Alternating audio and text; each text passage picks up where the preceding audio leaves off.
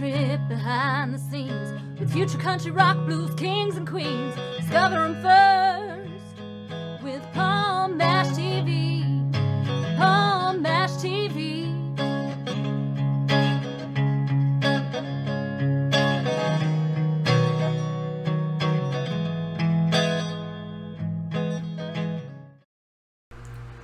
Okay, everybody, it's Palm Mash TV time again. We're glad that you could join us again today. And we got another great interview coming up for you in just a moment. But before we get into that, don't forget, there's that subscribe button and the bell. Just click that and you'll be always notified whenever a new interview comes your way. And you can always use the comments section there and tell us what you think there. And if you're on Facebook, go to facebook.com/PalmMashTV, which is our official Palm Mash TV page, and you can like the page, comment on everything you see, even send us an inbox. We love to hear from you there, and you can send us good old-fashioned email. That's palmmashtv, all one word, at gmail.com. And it's good if you're a band or solo artist wanting to be on the show, but hey, if you're simply a fan, you can use that email address too. We'd love to hear from you, and you'll get a response there. And all this is going to be recapped at the closing credits at the end of the show, so stay tuned for that. In just a moment, from Seattle, Washington, we have Kokane, talented artist, and I think you're going to agree. And we'll get to that in just a second, but here's a quick word from ClickJam, so don't go away. We'll be right back.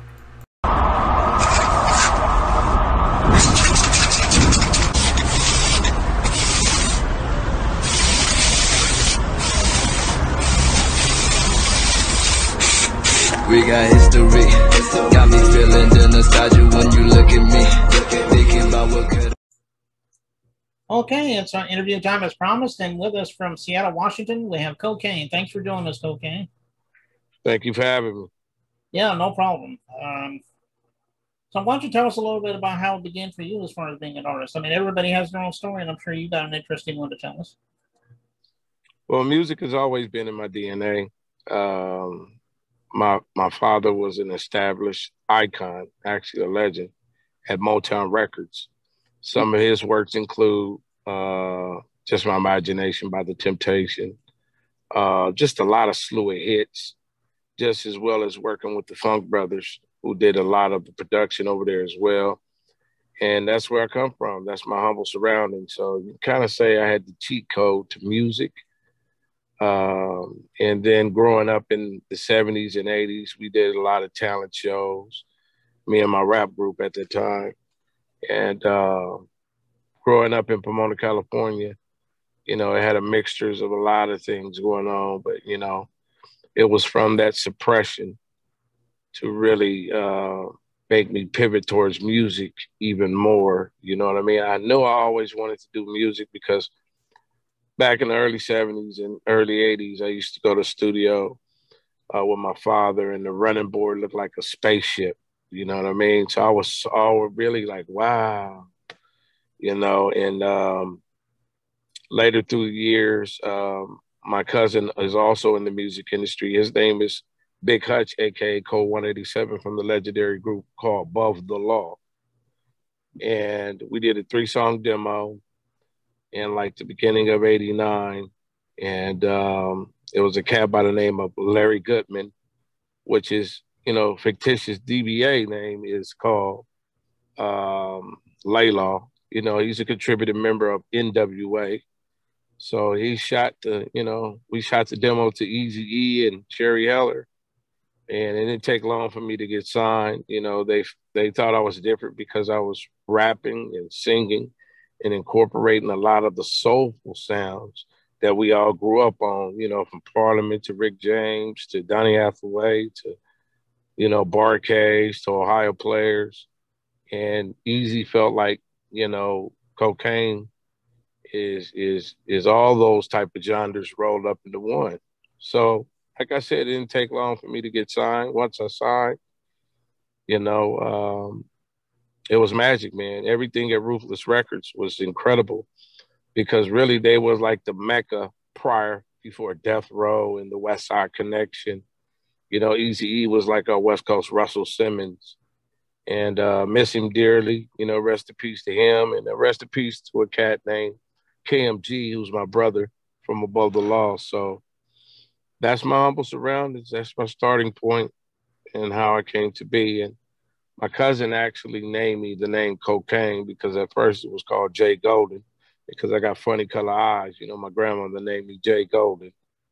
But Code 187 coined the name cocaine for me. And it's been cool ever since because I thought controversy is a big part of selling records. We learned that from Ozzy Osbourne, the rock and roll groups, and then later through the years, you know, niggas with attitudes. So controversy was good, and the most controversial name ever in the game is cocaine. But we turned it around, you know, because we use a word like dope, meaning fresh, that's raw, that's talented, that's hard. That's, you know, it was a play on those words. So we turned it around, spell it Kokane. Not really advocating drugs, but warning, listening may become addicting when you hear this cat named Cocaine. Okay, well that's a really good story there, and glad you shared that with us. I know you mentioned Rick James earlier. Was he one of your influences? And if so, did you have any others that come to mind? Oh, absolutely, man. I mean, anything that came out of the '70s, even the it didn't matter if you was a black group or if you was a Caucasian brother, it did your thing, you know. Across the board, man. I love Led Zeppelin, Ozzy. You know what I mean? I was different, you know. And then also I love the Parliament, Funkadelic, James Brown, you know. And we had hip hop on the rise in the early '70s. So you can imagine, man, our household was just filled with variety of nothing but great music. You know what I mean? Back then, music was more better as opposed to the digital age because we used a lot of analog sound, 2-inch tape. The beats and was warm, so I always try to keep that same type of element versus the digital part because the digital sound is mostly thin as opposed to the analog sound. And we still doing it. I've been in the game for 30 plus years, you know, making records, and it's still the same formula. You know, we go in there and do the analog sound like we in a time capsule and we bring it back to the future. And, you know, those cats, man, all those three elements was a big impact on my style because I was one of the first ones from the West Coast to really incorporate the rapping part just as well as the crooning and the soul and funk at the same time. And this was long before your Drakes and long before your Nate Dogs, you know, rest in peace. And, you know, years later, pound for pound, I'm the most featured collaborative artist in the world out of all genres of music, over thousands of features. So it was cool, man. It's been a cool journey, and the journey continues. Yeah, man, that's true. Because I remember the '70s myself. I remember we had 8-track tapes back in those days, you know, and those are pretty awesome at the time. But of course, you know, they're outdated and have been for some time. But Yeah, yeah, it was always good to have an 8-track tape there. So, absolutely, man. You can't beat it, man. well, why don't you tell us about how we can find out about your music? I mean, I'm sure it's on all streaming platforms, but if you got physical copies like CDs, you can volunteer that as well. Well, a lot of stuff we do in house because me and my wife, we run our company called Buddy Boy Entertainment. You spell it BUDE as in Eric, BOY Entertainment. And we're a family orientated business because me and my wife been married going on 32, but we've been together going on 38. And we have 8 children, 4 boys and 4 girls. We pride ourselves on family. So we've been running this business, Buddy Boy Entertainment, for the last 14 years, like a family structure. They call us like the Jacksons of the game, right, of hip hop right now, you know. And you can reach everything you need because a lot of stuff is just on my site at www.bud, E as in Eric, BOYENT.com. That's BuddyBoyENT.com. That way you can get the classic cocaine collection. You can read in depth but the history of the legendary cocaine. And also check out, you know, our products from our merchandise, new singles that are out. You know, we really putting a stamp on it. And, you know, they consider us like the new Parliament. So You know, when you go to my site, once again, at www.buddyboyent.com, you can, it's real, you can Google up. I'm Googleable now. Okay. I'm sure it's on all streaming platforms as well, is it not? Yes. And also I have, I'm also on the new Snoop Dogg record, you know, from the streets to the suites. I have a cut on there called Talk That Shit to Me. And, you know, I've done a lot of songs over the years with Snoop Dogg and Dr. Dre and just a lot of people, man. And also, if you want to check out my catalog collaborative feature, you can go to www.mostfeaturedartist.com. That way it can showcase the list of some of the platinum and gold records that I've been fortunate enough to bless. Okay. Well, everybody go to that website he just told you about and check out his music. I know we love you for it.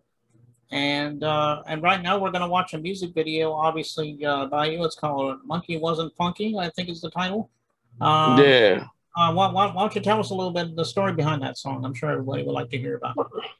Well, you know, some beg to differ being the king of the jungle. Is it the lion or is it the silverback gorilla?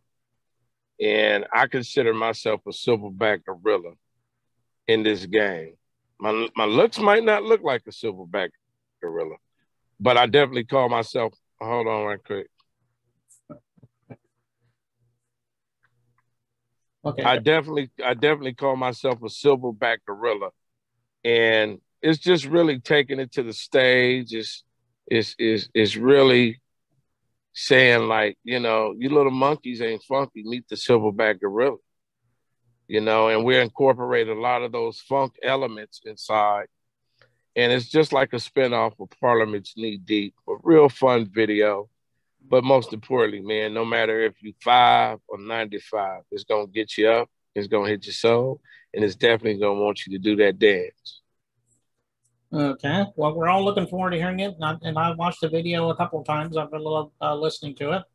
And we'll get to that in a second, but I think that's about all the time we have for right now, Kokane. And we thank you for coming on the show. We'd love to have you back sometime.